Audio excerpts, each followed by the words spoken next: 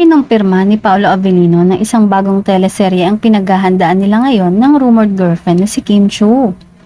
Huling nagkatambal ang dalawa sa telebisyon sa What's Wrong with Secretary Kim at ang sa big screen naman na My Love Will Make You Disappear. Serye muna kami, may meeting kami very soon for this project.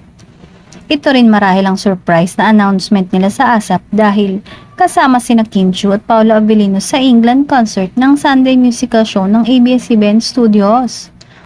Wala pang masyadong ibinibigay na detalye ang management ng ASAP para sa kanilang England show pero abangers na ang Kim Pao fans sa United Kingdom.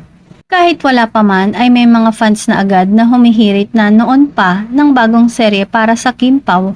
Kaya naman super saya ng mga taghanga dahil dito. Say ng isang netizen, sana raw ay may kasunod agad na proyekto dahil siguradong susuportahan nila ito.